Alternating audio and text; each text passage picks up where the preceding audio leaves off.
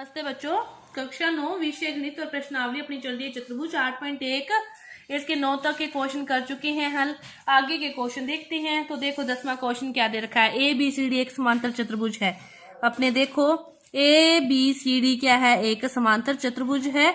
A P और C Q A सी विकर्ण ले लो। ए सी क्यू देखो ए पी और सी क्यू शीर्षों ए और सी से विकर्ण वीडी पर हैं।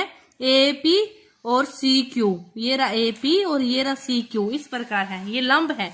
तो अपने को क्या बताना है, वो त्रिभुज बताने हैं, सर्वांगसम है। तो पहले वो त्रिभुज ले लो। कौन से त्रिभुज है, ए पी बी, और दूसरा त्रिभुज क्या है, C Q D. A P B ये वाला, सी क्यू डी ये वाला है, ये सर्वांगसम है। ठीक है, अपने इसको बताना। सबसे पहले अपने को ये लंब दे रखा है इसने, कि मतलब जो कोण है ये 90 डिग्री है। ठीक है, एक कोण तो अपने पास आया, लिख दो वो कोण, कि कोण ए पी बी, ये त्रिभुज ना, तो कोण ए पी बी और सी क्यू डी। कोण ए पी बी बराबर है कोण सी क्यू डी के, क्योंकि 90 डिग्री है, दिया है। क्यों दिया है। अब देखो ये क्या है, ये वाला कोण भी तो एकांतर कोण आएगा ना, सी डी क्यू, कोण सी डी क्यू, क्योंकि समांतर चतुर्भुज है। कोण ए बी पी के, ए बी पी ये कौन से कोण है, एकांतर कोण है, एकांतर कोण है। एक कोण 90 डिग्री दिया था, एक अपने निकाल लिया, और समांतर चतुर्भुज की सम्मुख भुजाएं हैं ये। ए बी बराबर सी डी लिख देना यहाँ पे, कि समांतर चतुर्भुज की ये क्या है, सम्मुख भुजाएं हैं। लिखने के ही नंबर हैं, दिया सब कुछ है, पता होना चाहिए कि क्या चीज है ये, बस वही देखनी होती है। यहाँ पे सारा कुछ लिखना है, ब्रैकेट में दिया है, एकांतर कोण, संगत कोण, शीर्षाभिमुख कोण, समांतर चतुर्भुज की सम्मुख भुजाएं। तो कौन सा नियम, ए नियम से त्रिभुज ए पी बी क्या हो गया, सर्वांगसम हो गया त्रिभुज सी क्यू डी के, ये हो गया। और ए पी और कौन सा है, ए पी और सी क्यू इसी त्रिभुज के भाग हैं। तो चूंकि जो त्रिभुज ए पी बी क्या है, सर्वांगसम है त्रिभुज सी क्यू डी के, तो ए पी बराबर होगा सी क्यू। यहाँ पे लिख देना कि सर्वांगसम त्रिभुजों के संगत भाग बराबर होते हैं। ये था अपना 10वां क्वेश्चन। अब देखते हैं 11वां क्वेश्चन। क्या दे रखा है कि ए बी सी और डी ई एफ त्रिभुज है, ए बी सी और त्रिभुज है डी ई एफ। यहाँ पे आप देख लो त्रिभुज है ए बी सी, यहाँ पे कोई भी त्रिभुज है डी ई एफ, ये है आपका ए बी सी, ये है आपका डी ई एफ। ठीक है, इसमें क्या है, ए बी बराबर है डी ई के। ठीक है, ए बी समांतर डी ई, बी सी बराबर है ई एफ के, बी सी बराबर है ई एफ के। ए बी सी के शीर्षों को डी एफ से जोड़ा जाए, तो ए को जोड़ दिया इससे, इसके शीर्ष को जोड़ दिया इससे, इसके शीर्ष को जोड़ दिया इससे। तो आपको दर्शाना है जो चतुर्भुज बन गया ए बी डी ई, ये क्या है, समांतर चतुर्भुज है। चतुर्भुज दर्शाना है, पहला अपने वही चतुर्भुज लेते हैं जो जैसे जैसे करना है। पहला पॉइंट करना है, पहला पॉइंट करते हैं। चतुर्भुज क्या है, ए बी ई डी में, ए बी ई डी एक समांतर चतुर्भुज है। तो अपने को दे रखा है कि ए बी बराबर क्या है, डी ई, ये क्या है, दिया है। ठीक है, ए बी बराबर डी ई और बी ए ई बराबर ए डी, और क्या दे रखा था, बी सी बराबर दे रखा था। एक दे रखा है अपने को समांतर भुजा बराबर है, एक भुजा का जोड़ा बराबर है, समांतर भुजाएं सम्मुख भुजाएं बराबर है। तो ए बी ई डी क्या है, एक समांतर चतुर्भुज है। ए बी डी एक क्या है, समांतर चतुर्भुज है। ठीक है, अब इसी प्रकार दूसरा इसने क्या कहा है, बी ई एफ सी। तो अपने को दे रखा है बी ई बराबर ई एफ, बी ई बराबर बी सी बराबर ई एफ। तो ये वाला दिखाना था ना, तो ये समांतर दे रखा है अपने को, बी सी बराबर ई एफ। तो फिर बी ई एफ भी क्या है, एफ सी भी क्या है, एक समांतर चतुर्भुज है, समांतर चतुर्भुज है। अब अपने को क्या दर्शाना है, तीसरा पॉइंट जो दर्शाना है उसके लिए देखो ए बी ई डी त्रिभुज चतुर्भुज लेते हैं। ए बी ई डी चतुर्भुज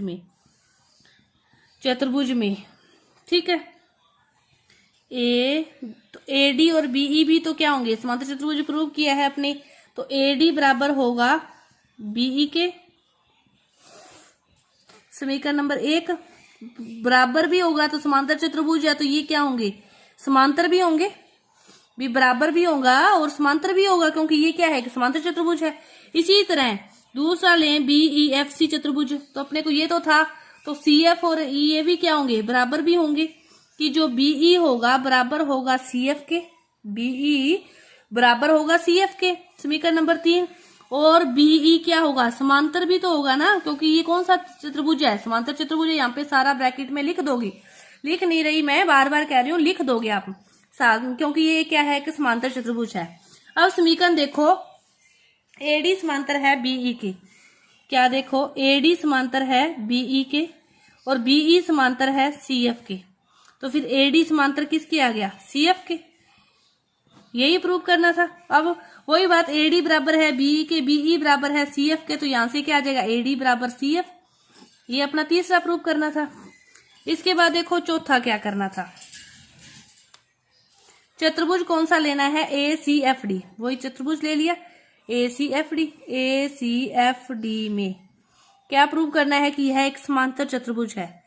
अपने को AD बराबर CF, AD बराबर CF अभी अभी अपने निकाल के हटे हैं, यहाँ पे ये रहा, इसको समीकरण नंबर कुछ भी दे के यहाँ से लिख सकते हो, ये है AD बराबर CF है और AD समांतर भी है CF के, अपने प्रूव किया है, अभी अभी ये प्रूव किया ना, तो फिर ये क्या हो गया, यदि बराबर भी है समांतर भी है तो ACFD क्या हो गया, एक समांतर चतुर्भुज हो गया, क्योंकि इसकी एक सम्मुख भुजा का जोड़ा जैसे ADCF है, ये इसके बराबर भी है समांतर भी है, तो ये एक समांतर चतुर्भुज हो गया।